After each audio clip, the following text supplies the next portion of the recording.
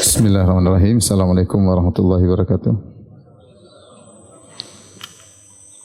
Alhamdulillahi ala ihsanihi wa syukru lahu ala taufiqihi wa amtinani. Wa asyhadu an la ilaha illallah wahdahu la syarika lahu ta'ziman li sya'nih. Wa asyhadu anna Muhammadan abduhu wa rasuluhu da'ila ridwanih.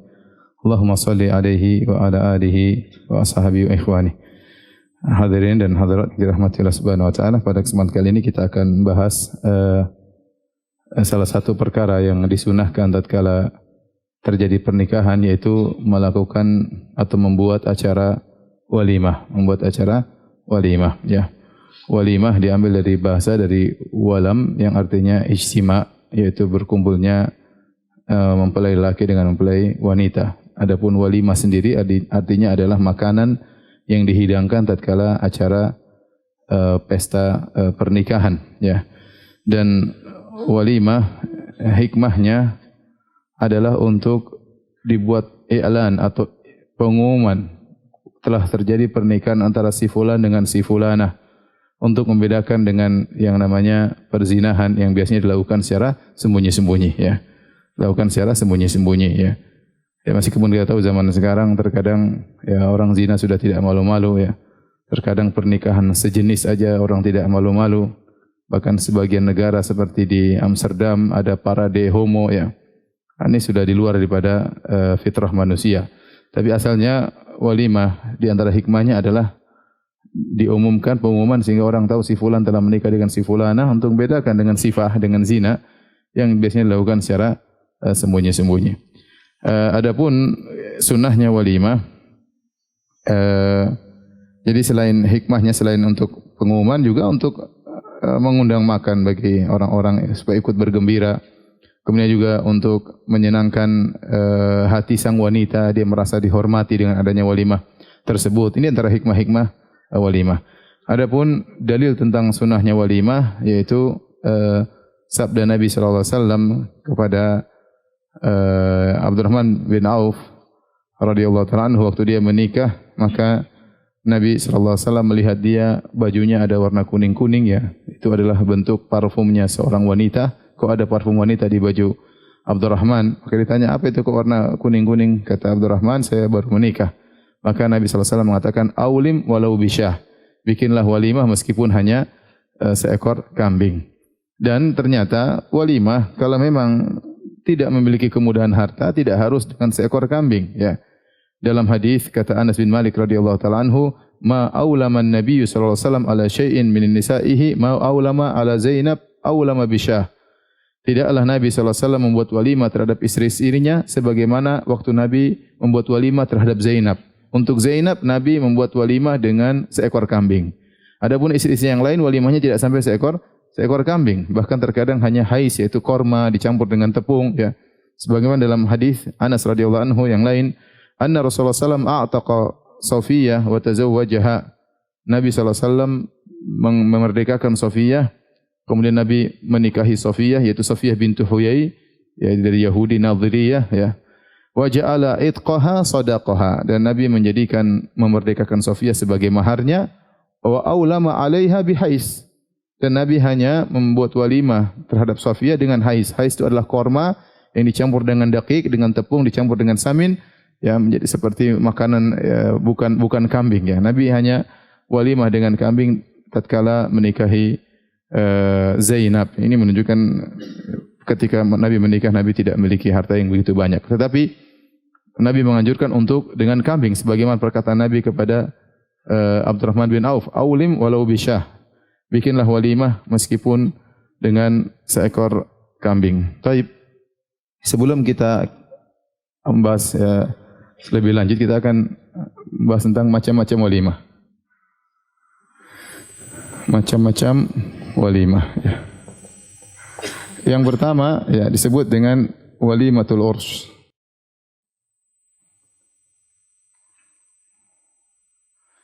Urus atau urs, ya. Kalau disebut walimah secara mutlak, maka yang dipahami adalah walimatu al-urs, ya. Dan ini memenuhi undangannya adalah wajib.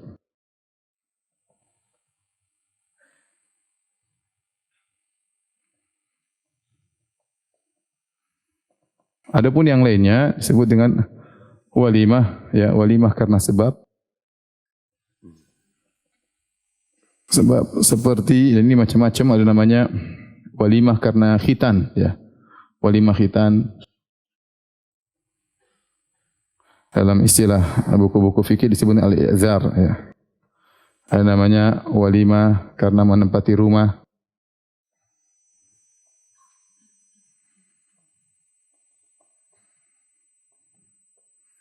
Disebut al-wakirah.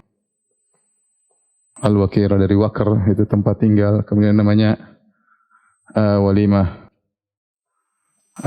kelahiran anak setelah 7 hari.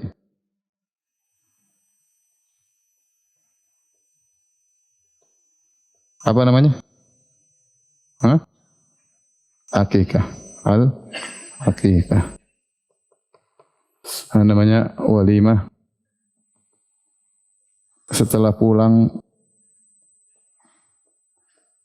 dari safar yang lama.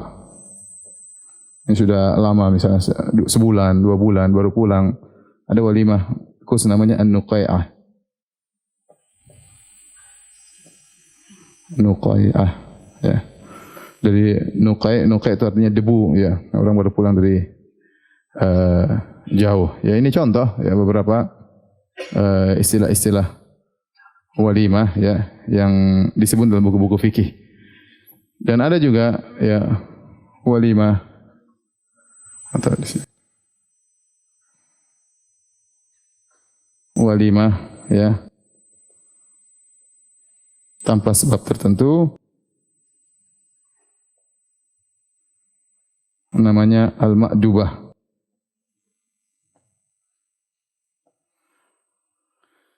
Adapun hukum menghadiri walimah-walimah ini, ya, hukumnya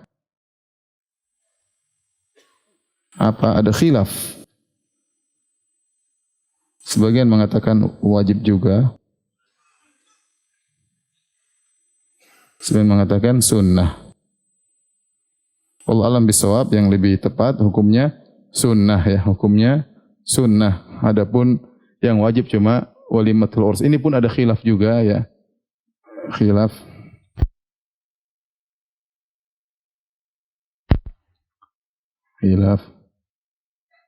Apakah fardu ain atau fardu kifayah? Dan yang benar fardu kifayah bagi orang yang tidak ada uzur, ya. Jadi di antara hak seorang muslim terhadap muslim yang lainnya, idza da'ahu fa'ajibhu, jika dia undang maka hendaknya dia penuhi undangannya. Oleh karena jika kita diundang walimatul urs, kita tahu hukumnya wajib untuk datang. Adapun selain walimatul urs, walimah khitan, walimah menempati rumah, kelahiran atau yang lainnya, maka atau walimah tanpa sebab, misalnya lulusan, ya, syukuran. Kalau bahasa kita apa? Bahasa kita namanya apa? Syukuran.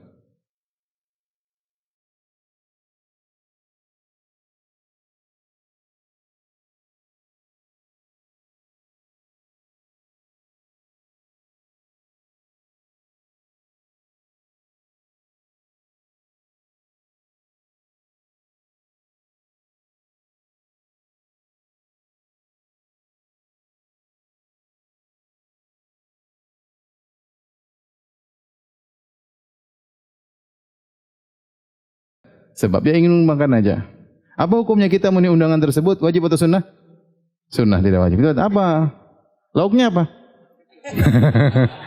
Tempe. Oh, sunnah, enggak wajib. Lauknya apa? Kambing. Wah, insyaallah saya datang. Jadi ini macam-macam walimah. Taib. Bahasan berikutnya, ini kan fardu ain tadi kita sudah bilang. Yang benar fardu ain. Yang wajib juga ini pendapat zahiriyah. Tapi yang benar ini jumhur. Pendapat apa? Jumhur itu maksudnya mayoritas.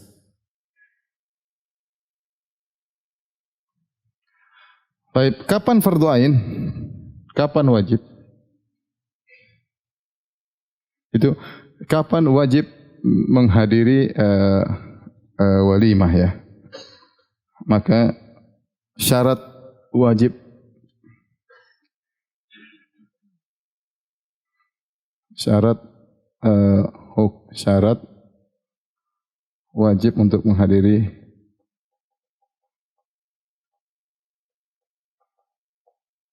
walimah. Yang pertama, Allah mengatakan yang undang seorang muslim.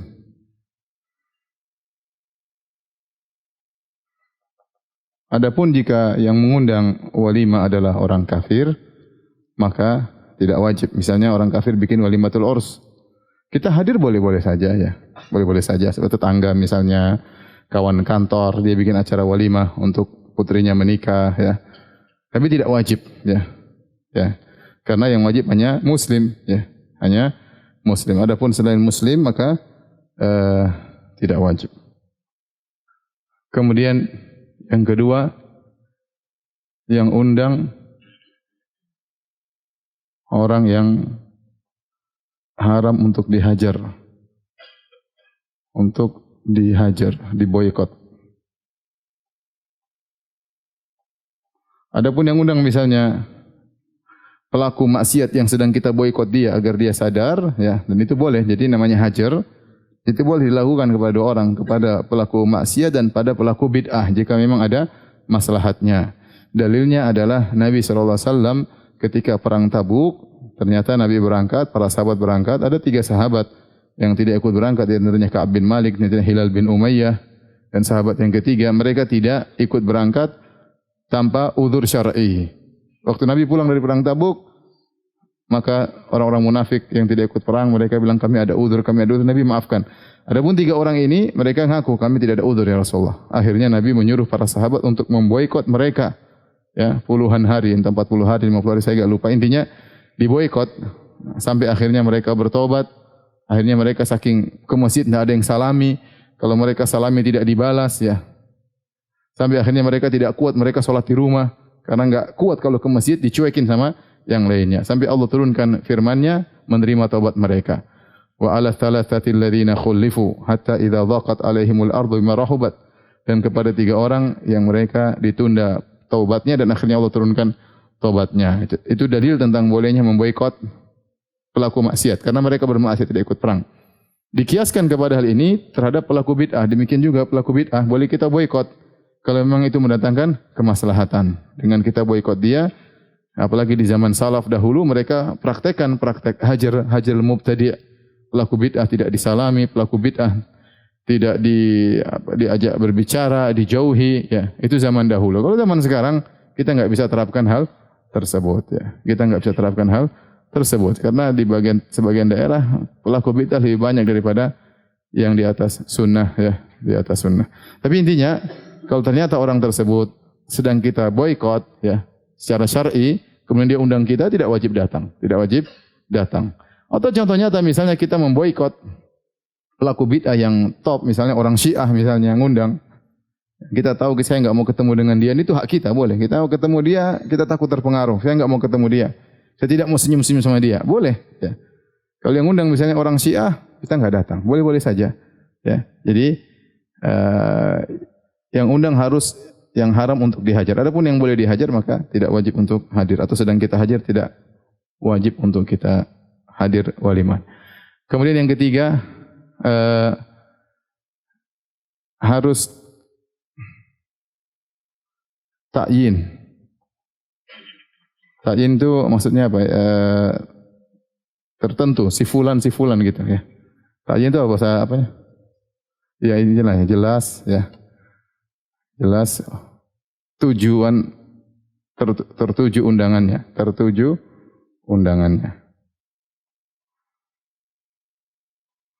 Seperti nama kita tercantum di kartu undangan. Atau dia undang, sekarang gampang, tidak pakai kartu undangan, pakai apa? WhatsApp. Undang atau diundang pakai WA secara khusus. Artinya apa kata para ulama? Kalau diundang secara tidak khusus tapi secara umum tidak wajib. Misalnya saya nikah Ya. Misalnya saya nikah terus saya bikin undangan, saya bilang, jamaah semuanya hadir ya. Saya tidak sebut si fulan, si fulan, si fulan, maka dalam kondisi demikian tidak wajib. Tapi kalau saya bilang, ente, si fulan, saya sebut nama, kamu juga ya. Kamu satu-satu saya sebut, berarti wajib. Berarti wajib ya. Adapun undangan secara umum, maka hanya sunnah. Adapun undangan secara umum,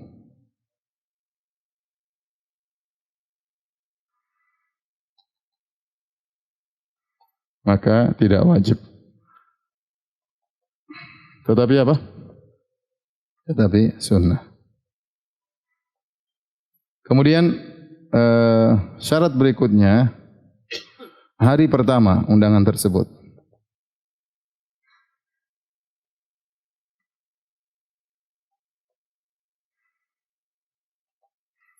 Walimah terkadang dilakukan beberapa hari. Seperti Nabi SAW waktu walimah buat Sofiyah 3 hari ya. 3 hari artinya agar yang lain ikut kesempatan ya. Kalau kita lihat ternyata ada orang walimah hari pertama, hari kedua, hari ketiga, hari keempat, hari kelima, hari keenam, hari ketujuh. Kita diundang untuk hari ketujuhnya, maka tidak wajib. Kata para ulama yang wajib kalau diundang hari pertamanya, ya, hari pertama. Dan orang membuat walimah sampai berhari-hari, ya. Kita bisa lihat kalau zahirnya dia bikin walimah berhari-hari karena hari pertama undangannya beda, hari kedua undangannya beda supaya bisa di-manage ya, maka tidak mengapa. Ya, hari ketiga undang duitnya banyak, dia undang 5.000 orang misalnya. Hari pertama 1.000 orang, hari kedua 1.000 orang, hari ketiga 1.000 orang, hari keempat 1.000, sampai hari ketujuh 7.000 orang dia undang. Dia punya duit banyak, enggak ada masalah ya. Tidak diundang hari ketujuh tidak wajib. Yang wajib cuma hari pertama kalau diundang. Tetapi kalau kita lihat orang ini ternyata membuat berhari-hari, kelihatan karena sombong, karena untuk pamer, maka enggak usah hadir. Karena itu walimah maksiat. Yang tertampak di situ ada mubahat, yaitu bangga-banggaan ya. Bangga-banggaan, ini tempat paling mahal, paling mewah dan macam-macamnya, maka itu nanti akan kita bahas, itu walimah maksiat. Kemudian syarat berikutnya tidak menyusahkan, seperti harus bersafar. Harus bersafar. Ini Syekh bin Baz juga ditanya. Misalnya kita walimah harus bersafar. Ya kalau itu saudara kerabat kita ya kita datanglah. Meskipun safar, meskipun jauh. Sebagaimana kita walimah dia juga datang dari luar kota. Tapi kalau kita bicara hukum asalnya, kalau harus bersafar jauh maka tidak wajib. Ya. Tidak wajib ya. Salat kalau kita sedang musafir aja undangan Allah untuk salat jamaah aja tidak wajib ya. Kita bisa meninggalkan salat berjamaah kalau kita sedang sibuk dalam safar, maka apalagi sekedar walimah kemudian ada Ustaz ikut walimah saya. Di mana? Di Bali. Insyaallah ya. Insyaallah tidak datang. Kalau undang jauh-jauh, belum waktunya, belum safarnya, belum tiketnya, sama istri ya Ustaz, sekalian anak-anak, waduh. Tiket berapa pulang Bali? Mending kita sedekahkan buat kerabat ya misalnya ya. Kalau berat ya tidak wajib. Tapi kalau itu kawan kita ingin menyenangkan dia sunnah ya, maka tidak wajib. Tapi hukumnya apa? Ini hukumnya namanya apa? Sunnah. Contoh lagi misalnya di antara yang membuat repot misalnya. Misalnya dulu suatu walimah, dia menyediakan kotak untuk sumbangan. Sementara kita mau datang, kita enggak ada uang untuk kasih. Sebenarnya mengatakan kalau begitu, kalau kita memang repot dan susah, lagi enggak punya duit, enggak harus hadir. Kita udzur aja, saya lagi enggak bisa, mohon ada kesibukan misalnya. Karena kalau kita datang, dia tahu ternyata dia cari amplopnya. Tadi datang amplop juga enggak ada ya. Coba bolak-balik, waduh. Dia telepon, ente amplopnya ketinggalan. Nah, kalau gitu kata para ulama, repot dan kita bakalan nanti malah menimbulkan hal yang buruk dan yang lain, enggak harus datang, enggak punya duit gimana? Sebagian walimah memang begitu, dia pasang apa? Pasang kotak ya, kita enggak. Tapi kalau kita tahu orangnya tidak seperti itu, kasih enggak ada masalah ya kita datang ya. Bukan kita tahu ini model tipe harus kasih dan kita merasa repot, enggak wajib untuk apa? Enggak wajib untuk datang ya. Kemudian yang keenam ya. Walimah tidak boleh ada kemungkaran.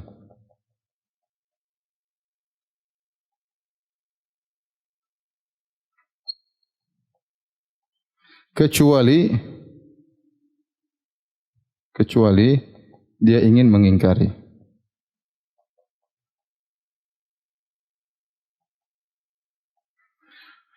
Contoh para ulama tatkala menyebutkan kemungkaran, apa yang disebut dengan kemungkaran ya dalam walimah? Kita lihat buku-buku fikih mereka sebutin banyak. Contoh-contoh kemungkaran dalam buku mazhab Syafi'i, dalam mazhab Hambali, contoh-contoh kemungkaran dalam walimah seperti apa? Contohnya seperti ada musik. Mereka istilahkan dengan ud. Yaitu ada alat-alat musik, ma'azif. Ya, yang boleh cuma duf. Walimah boleh apa? Duf. Ya. Mereka syaratkan duf, syaratnya begini, yang tidak boleh ada gini-gininya, tidak boleh gini-gininya. Ya, lebih daripada itu dawai, gitar, piano, orgen, ya, tidak boleh. Apalagi ada biduan wanitanya. Ya. Jadi musik dan apa? Dan biduan, ya, penyanyi dangdutan. Ya. Saya pernah lihat walimah, saya lagi jalan ada walimah. Biasanya kan walimah pinggir jalan, subhanallah. Mempelai laki-laki wanita duduk di panggung, di atas. Terus biduan penyanyi dangdutnya joget, baju seksi di depan-depan, di depan mempelai laki. Mempelai lakinya serius nontonnya. Subhanallah. Ini mana cemburuan? Enggak boleh. Ya, enggak boleh. Contohnya kata para ulama dalam buku mereka misalnya ada majelis khamar, Mereka sebutkan ini dalam buku-buku fikih ya, buku mazhab Syafi'i dan mazhab Hambali. Mazhab Syafi'i nyebutin ini, di antaranya juga misalnya mereka sebutkan misalnya ada gambar hewan, makhluk bernyawa.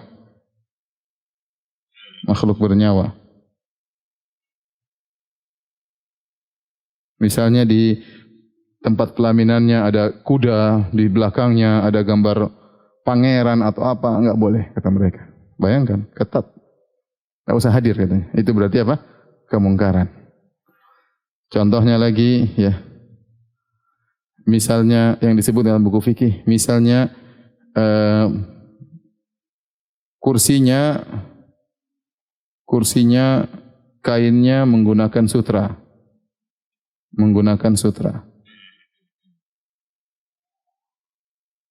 Sutra yang diduduki oleh mempelai laki.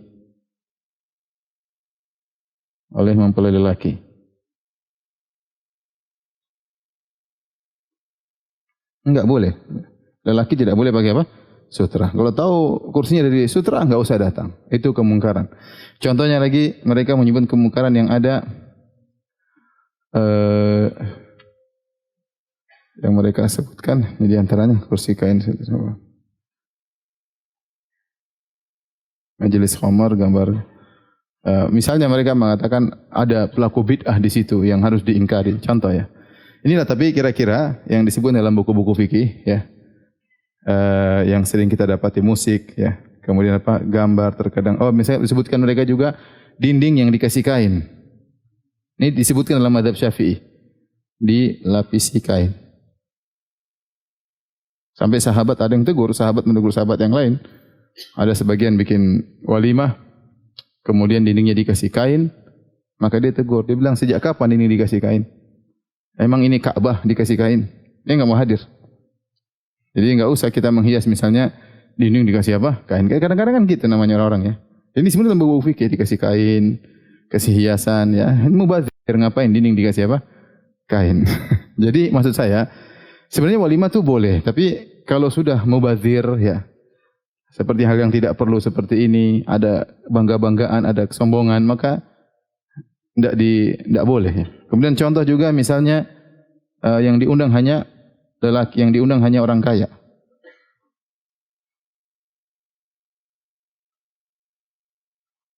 Kata Nabi SAW, syarrut ta'am ta'amul walimah, tud'a laha al-ghiniya wa tutrakul fuqara.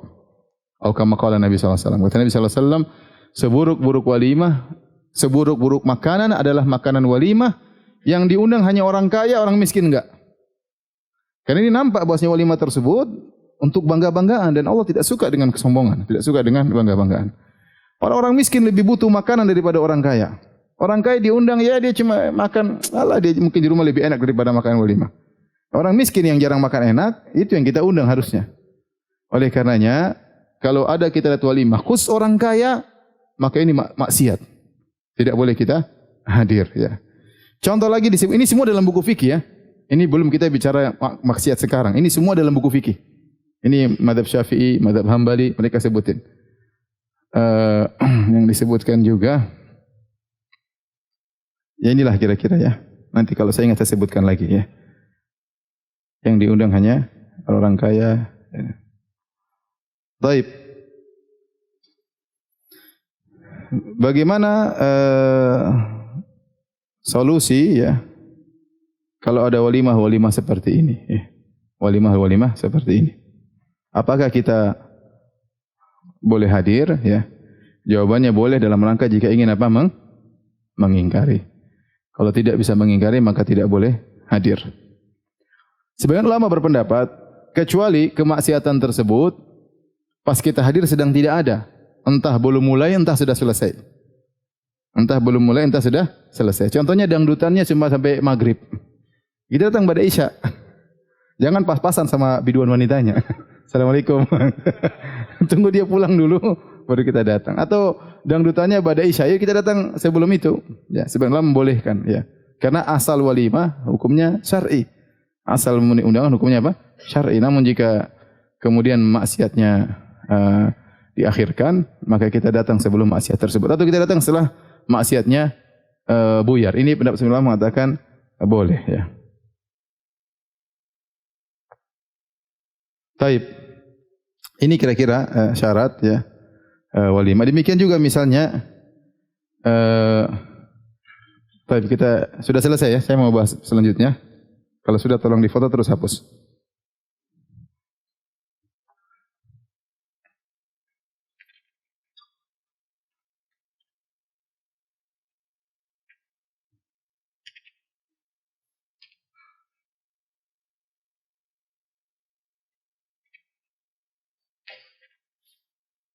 Oh, satunya lagi, mohon maaf, satunya lagi kata para ulama tidak boleh yang undang penghasilannya haram. Ini yang saya sebutkan semua dalam buku fikih. Semua dalam buku fikih. Kalau yang undang kerja riba murni enggak usah datang. Karena kita bakalan makan dari hasil apa?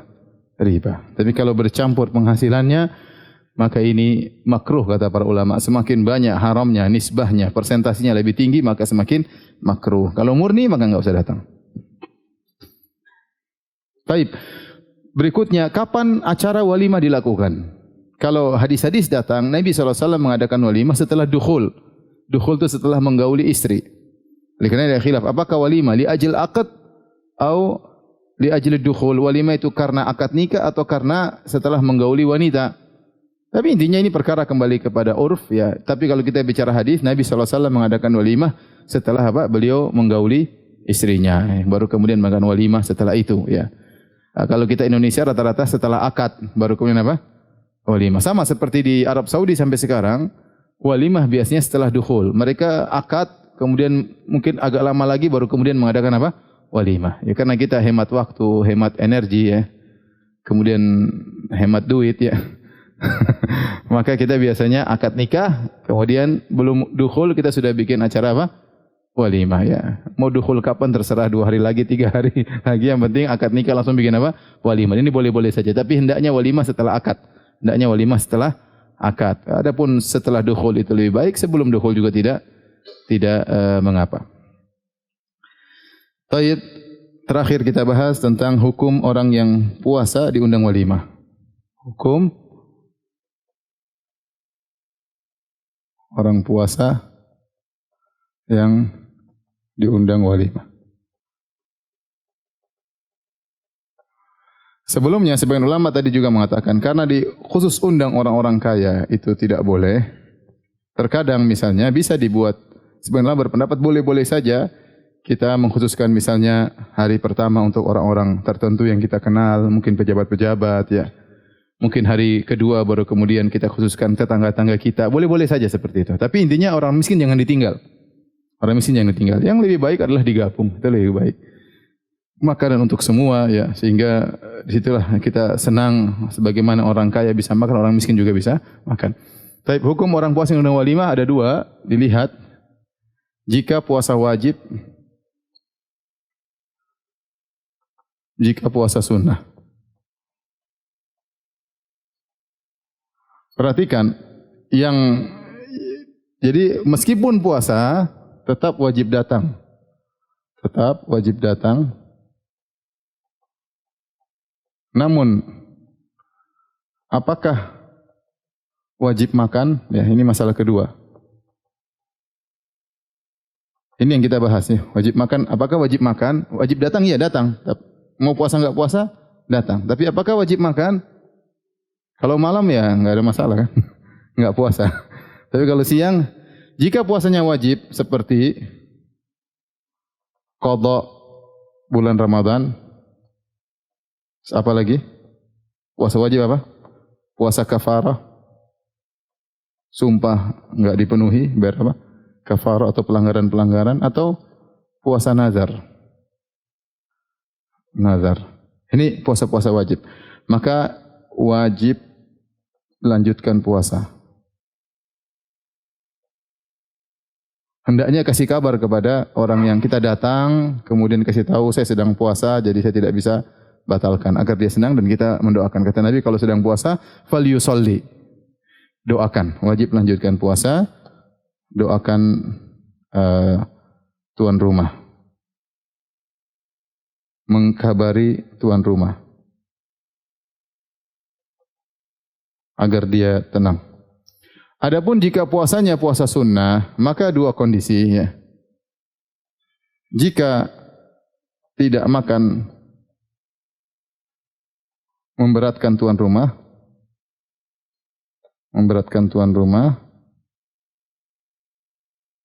maka sebaiknya berbuka. Jika tidak memberatkan tuan rumah,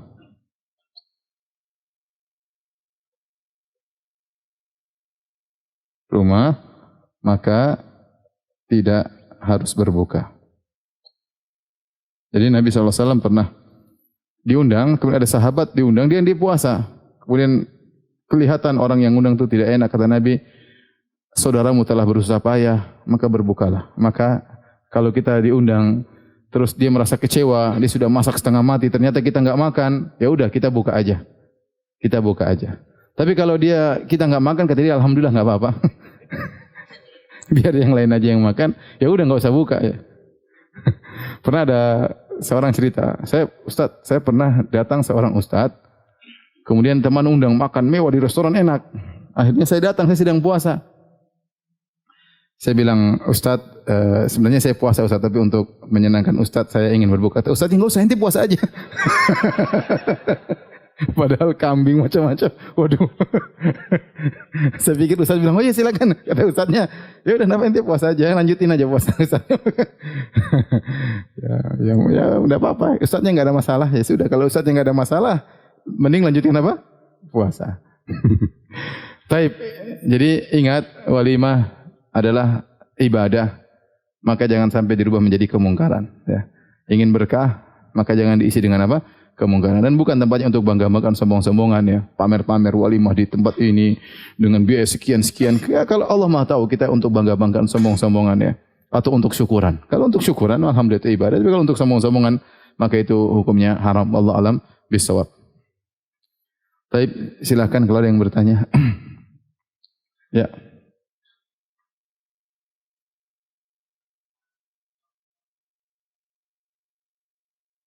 Pakai mic, orang nggak dengar. Selama ini di Indonesia kalau kita dapat undangan, secara umum pengantinnya dipajang itu Ustaz, dan undangannya pasti bercampur antara laki dan perempuan. Nah, bagaimana hukumnya? Terus yang kedua, kalau kursinya kurang otomatis jadi pada makannya berdiri Ustaz. Ini yang memang masalah. Ada kemungkaran-kemungkaran yang kalau kita bilang dalam istilah sekarang di Indonesia ya, perkara yang tidak bisa dihindari. Di mana-mana ada kemungkaran tersebut ya. Meskipun disebut oleh para ulama dalam buku-buku fikih, namun sekarang tidak bisa dihindari. Contoh sederhana seperti musik. Musik ini ya bukan cuma di walimah. Ya. Kita di mana-mana dengar musik, di bis dengar musik, di pesawat dengar musik ya. masuk mall dengar musik ya. Oleh karenanya masuk restoran dengar apa? Dengar musik ya. Maka kalau kita bisa masuk ke restoran meskipun ada musik kita bisa. Kita naik pesawat ada musik kita bisa. Ya, kenapa walimah kita tidak bisa? Kenapa hanya khusus walimah kita harus tinggalkan walimah? Makanya Allah alam besok saya lihat kalau ini seperti hanya mungkarannya cuma musik ya, bukan penyanyi dangdut jarang, tidak semua orang hadirkan. Tapi kalau sekedar musik, di mana-mana ada musik, mudah-mudahan tidak mengapa karena ini mata bihi balwa yang semua orang merasakannya. Sama seperti ikhtilat. Ikhtilat juga nggak bisa kita hindari. Kita ke pasar juga ikhtilat, naik pesawat juga apa? Ikhtilat. Kalau kemungkarannya aja ikhtilat, ya mudah-mudahan tidak mengapa karena tidak bisa kita hindari. Tapi kemungkaran-kemungkaran yang tidak wajar, yang tidak biasa. Seperti minum khamar, ya, seperti dangdutan, ya, seperti hal-hal seperti tadi, maka kita tidak boleh hadir. Ya. Kecuali kata para ulama, kecuali ya, seperti orang yang ustadz, ya, seperti ustadz, ya, khawatir kalau dia hadir orang menyangka ustadz membolehkan hal tersebut, maka sebaiknya dia nggak usah apa? Dia nggak usah hadir. Ya. Jadi sebenarnya hukumnya haram saya katakan hukumnya. Tapi kita katakan tadi ini maksiat di mana-mana, ya. Masih di mana-mana. Makanya kalau kita bilang saya walimah tidak mau hadir, ya tapi ente naik pesawat ada musik ente naik ya. Kalau gitu ya sudahlah mau diapain ya. Sama ikhtilat. Ikhtilat juga di mana-mana sekarang walimah ada apa?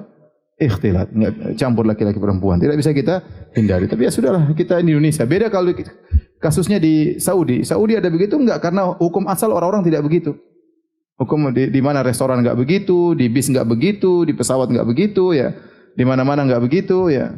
Maka kalau ada yang bikin acara seperti itu, kita masih bisa menjalankan sunnah. Enggak. Saya enggak mau. Kenapa? Acara kemungkaran. Tapi kalau saya bilang di Indonesia ya rata-rata orang seperti itu. Mudah-mudahan tidak mengapa. Mudah-mudahan wallahu alam bisawab ya. Saya berharap tidak mengapa. Tapi kalau antum mau menghindar ya itu hak antum karena itu ada kemungkaran. Wallahu alam bisawab.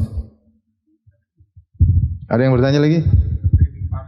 Adapun makan berdiri kalau memang tidak ada kursi, hukum makan berdiri, minum berdiri hukumnya boleh. Sunnahnya adalah duduk, tapi makan berdiri, minum berdiri, pendapat yang rajih tidak mengapa. Apalagi kalau dalam kondisi demikian ya.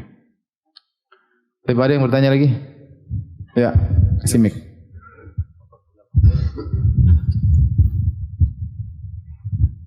Tapi seandainya misalnya seorang ke walimah, terus musik-musiknya ya mempengaruhi dia, maka jangan dia datang ya. Contohnya diputar lagu lama ya. Ya. Tenda Biru misalnya lagu Tenda Biru. Aduh saya kalau gitu saya nostalgia, jangan dia datang. Agama dia hendaknya dia apa? Selamatkan ya. Tapi kadang cuma lagu-lagu gambus atau apa ya. Saya bilang ya di mana juga ada seperti itu ya.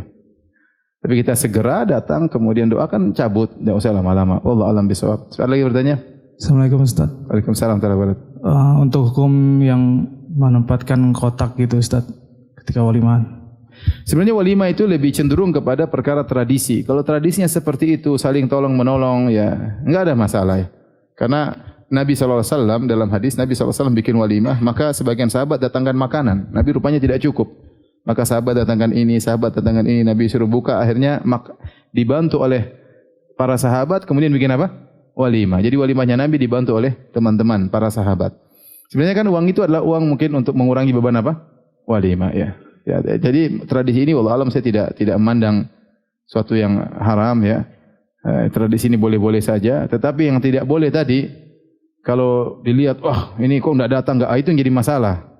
Kalau tradisi itu mengantarkan kepada orang yang datang tidak bawa amplop dicela, maka ini tidak boleh seperti ini. Ya, berarti benar-benar kita meminta, ya benar-benar kita menuduh orang yang tidak padahal tidak wajib untuk memberi apa? Sumbangan. Ya, orang walimah kita yang tanggung, orang makan silahkan. Kalau enggak bawa amplop enggak ada masalah ya. Tapi seandainya tidak sampai pada derajat tersebut, hanya ingin bantu kasih hadiah, tempat hadiah ya, itu tidak mengapa ya. Tidak mengapa. Karena katanya ada saya dengar berita sebagian orang, jadi kalau dia walimah dia daftarin itu. Si fulan sekian. Nanti karena kalau dia diundang dia kasih segitu juga ya. Nah, itu enggak perlu kalau sampai seperti itu ya. Karena bisa jadi orang itu baik, pas kita undang lagi susah, kita enggak tahu ya, lagi enggak punya ya.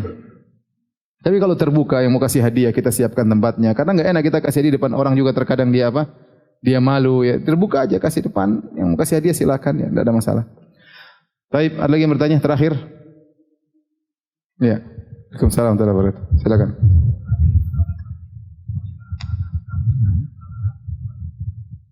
Apanya walimah apa? Oh, undangan dulu baru akad. Mudah-mudahan tidak mengapa karena ini kata para ulama cenderungan kepada tradisi lebih kuat daripada aturan syar'i ya. Yang penting walimah tidak melanggar apa aturan syar'i. Ini kalau mereka ajukan sebelum akad ya tidak apa-apa insyaallah taala ya, tapi seharusnya sebaiknya setelah apa? Setelah akad. Tapi demikian saja kajian kita. Subhanakallah bihamdik asyhadu an la ilaha illa anta astaghfiruka wa atubu ilaik. Assalamualaikum warahmatullahi wabarakatuh.